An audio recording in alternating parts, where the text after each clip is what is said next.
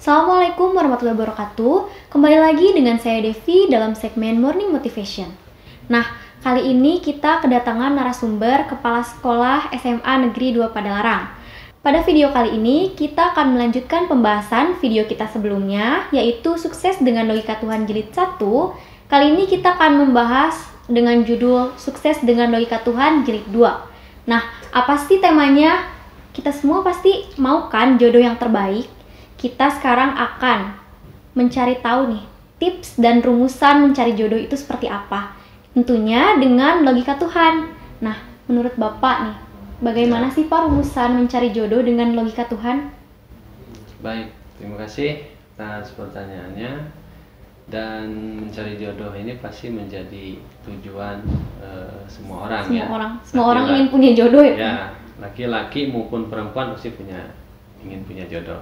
Dan pasti jodohnya ingin yang terbaik. Nah, sebagai pelengkap diri ya Pak ya? Ya, ini nih sekedar sharing saja ya. Dan kebetulan Bapak kan nulis buku dari tahun 2005 tentang sukses dengan logika Tuhan. Ya, pernah juga Bapak menulis satu judul tentang rumus mencari jodoh. Nah, oke, kita buka. Sebetulnya logika Tuhan itu kan sumbernya dari Al-Quran. Nah, kebetulan saya Muslim, dan seorang Muslim harus belajar Al-Quran kan, harus bisa membacanya dan juga memahaminya. Nah, saya coba memahaminya dari sudut pandang keilmuan saya sebagai guru. Ya, guru itu berarti mengajarkan itu harus menggunakan cara-cara berpikir yang benar kepada anak-anak. Jadi guru itu sebetulnya melatih cara berpikir anak-anak. Nah, kebetulan saya punya sedikit keilmuan bagaimana memahami Al-Quran dari sudut pandang cara berpikir. Kebetulan saya ketemu dengan rumus mencari jodoh ini. Nah, kalau orang biasa mencari jodoh itu biasanya dicari ya. Jadi apalagi kalau yang posisinya wajahnya rupawan begitu ya, pasti dia menyeleksi orang-orang supaya yang cocok, yang pas dengan dirinya gitu. Karena melihat kepada kondisinya, kondisi fisiknya terutama ya. Laki-laki yang cakep biasanya milih-milih gitu kan. Perempuan yang cantik biasanya milih-milih. Padahal relatif ya, sebuah orang dikatakan cantik atau tidak itu sebetulnya bukan tergantung pandangan orang ya Pak ya? Ya, bukan tampilan fisik sebetulnya.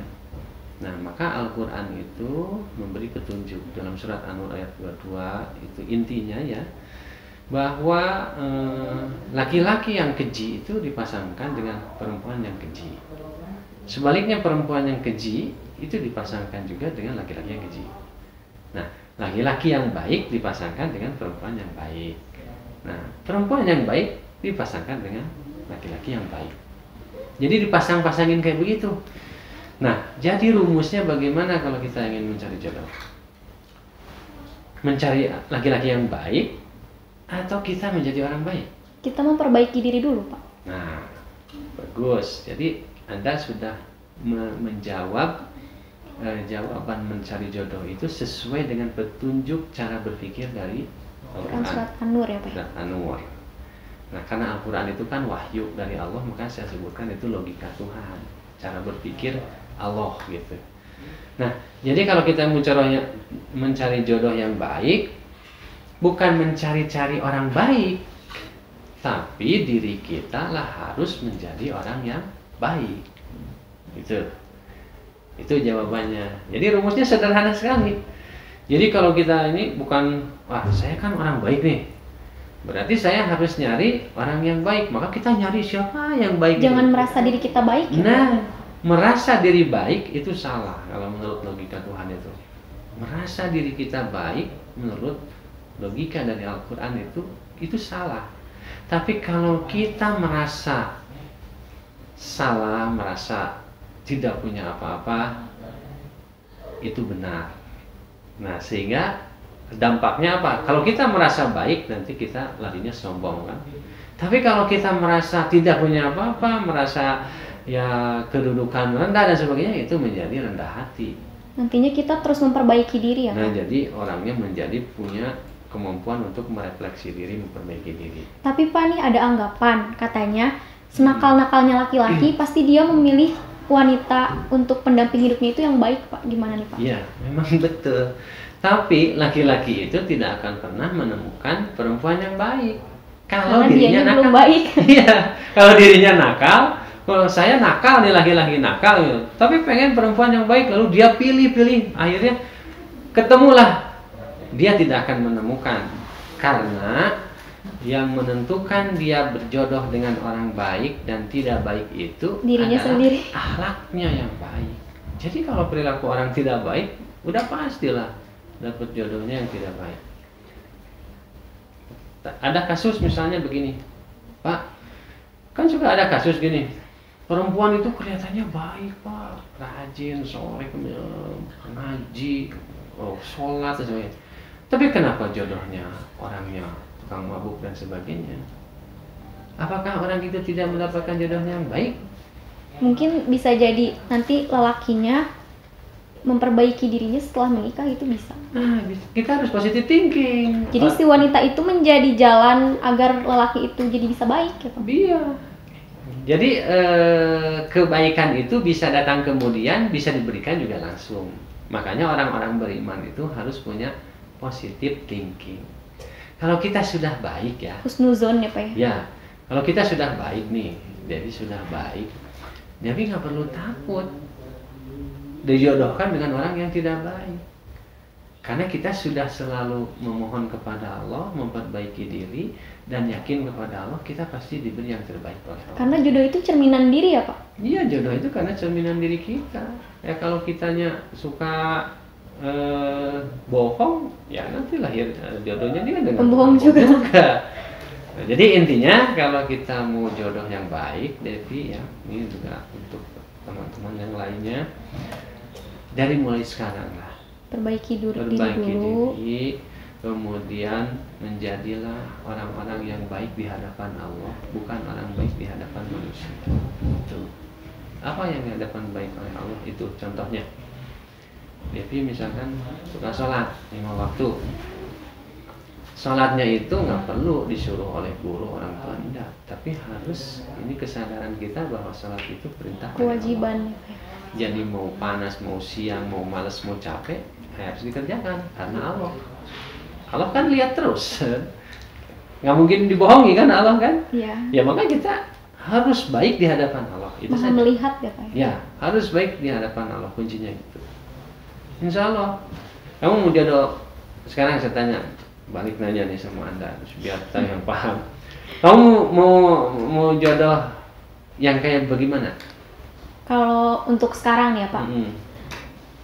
kategori terbaiknya itu yang punya tujuan di masa depan, yang Konkret bertanggung aja. jawab. Konkret aja, kamu pengen jodoh yang kayak gimana? Maksudnya dari segi apanya nih, Pak? Konkret aja, manusia ya manusia masuk rata-rata keinginannya pasti sama kok. Pengen yang Urusan mapan. dunia, urusan dunianya bagaimana? Yang mapan. Ya iya, Sayang sama orang tua, iya. yang baik, Yang mapan itu contohnya gimana? Konkretnya? yang sudah mempunyai pekerjaan ya, Pak ya. Eh. Pekerjaan tetap. Jangan punya pekerjaan, Penghasilan. perusahaan. Ya. Iya, punya pekerjaan berarti dia kerja ya sama orang ya. Iya kan? Punya pekerjaan berarti dia kerja sama orang. Tapi kalau punya perusahaan, Dia pengusaha. berarti dia pemiliknya. Duitnya banyak mana? Banyak yang kerja atau banyak yang pengusaha? Pengusaha. Nah, Tentunya juga usaha yang halal ya, Pak ya. ya otomatis. Nah, harapan-harapan kamu itu dari sekarang lo harus dibangun. Gak bisa didadak nanti. Nah, cara ngebangunnya gimana? Tahu nggak? Gimana tuh, Pak? Ngebangunnya 5 waktu full time, sholat duha 12 rakaat tiap hari, itu pasti jodohnya dengan pengusaha sukses. Amin. Serius. Sekarang tanya, kalau kamu sekarang nyari-nyari jodoh, kamu harus facial, harus jaga kulitnya, mahal nggak sih? Mahal. Bermodal ya, Pak. Iya, kamu harus berpendidikan tinggi supaya jodohnya nanti pendidikannya tinggi, mahal nggak? Mahal. Mahal. Tapi kalau sholat, bayar nggak? Enggak. Enggak. Duha 12 rakaat bayar nggak? Enggak. Capek nggak? Enggak. Bikin kulit hitam nggak? Enggak. Makanya ini saya sedang mengajarin ke anak-anak sekolah sekarang. Kalau 5 waktu full time itu bukan kewajiban, tapi kamu butuh nggak untuk sesuatu yang baik bagi kamu. Selain kewajiban juga tentunya kita butuh ya Pak. Iya.